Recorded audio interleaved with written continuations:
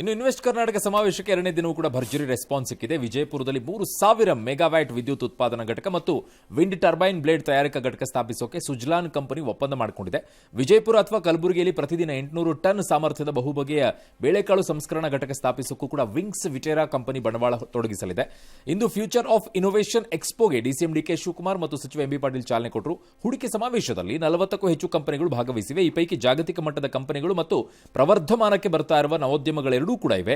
ಈ ಬಾರಿ ಹೆಲಿಕಾಪ್ಟರ್ ಹೋಲುವ ಏರ್ ಟ್ಯಾಕ್ಸಿ ಎಲ್ಲರ ಗಮನ ಸೆಳೀತಾ ಇದೆ. ಇನ್ನು ಇದೇ ಮೊದಲ ಬಾರಿಗೆ ರಾಜ್ಯದ ಬೆಳವಣಿಗೆ ಕೊಡುಗೆ ನೀಡಿದ 14 ಕಂಪನಿ ಮತ್ತು ವ್ಯಕ್ತಿಗಳನ್ನು ಸರ್ಕಾರ ಗೌರವಿಸಿದೆ.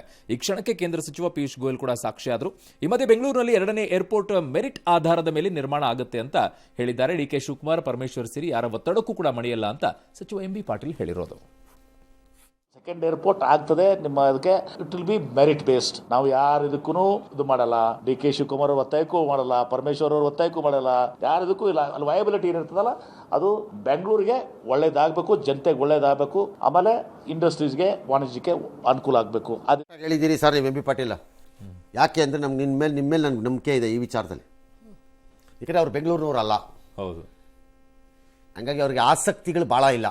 ಯಾರ್ದು ಒತ್ತಡ, ಇನ್ಯಾವುದು ಈ ಡಿ ಕೆ ಅಂದರೆ ಇನ್ನೂ ಡಿ ಕೆ ಆಸಕ್ತಿ, ಈ ಪರಮೇಶ್ವರ ಇನ್ನೂ ಈ ಪರಮೇಶ್ವರ ಆಸಕ್ತಿ. ಹಿಂದೆ ಇದೇ ಆಗಿದ್ದಿದ್ದು. ದೇವೇಗೌಡರ ಕುಟುಂಬ ಪ್ರಪೋಸ್ಡ್ ಇಂಟರ್ನ್ಯಾಷನಲ್ ಏರ್ಪೋರ್ಟ್ ಹತ್ರ ಅಪಾರವಾದ ಜಮೀನನ್ನು ಮಾಡಿ ಕಬ್ಜಾ ಮಾಡ್ಕೊಂಬಿಟ್ಟಿದೆ.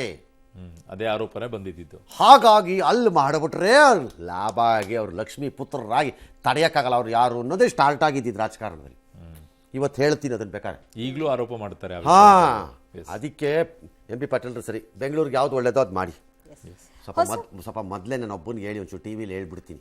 ಜನ ಎಲ್ಲ ಆ ಕಡೆ ಈ ಕಡೆ ಅರ್ಧ ಎಕರೆ ಜಮೀನು ತಗೊಳ್ಳಿ. ಸ್ವಲ್ಪ ರೇಟ್ ಬರುತ್ತೆ. ಓರಿ ಮಾರ್ಕೊಂಡ್ರೆ ನಾಳೆ ಕಾಸಾರು ಬರುತ್ತೆ ಅವ್ರಿಗೆ.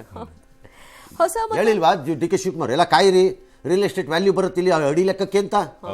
ಮತ್ತೆ ಹೊಸ ಮತ್ತು ಸರಳೀಕೃತ ಆದಾಯ ತೆರಿಗೆ ಮಸೂದೆಯನ್ನು ನಾಳೆ ವಿತ್ತ ಸಚಿವೆ ನಿರ್ಮಲಾ ಸೀತಾರಾಮನ್ ಲೋಕಸಭೆಯಲ್ಲಿ ಮಂಡಿಸ್ತಾರೆ. ಮಂಡಿಸ್ಲಿ, ಆಮೇಲೆ ಓದ್ಬಿಟ್ಟು ಹೇಳೋಣ.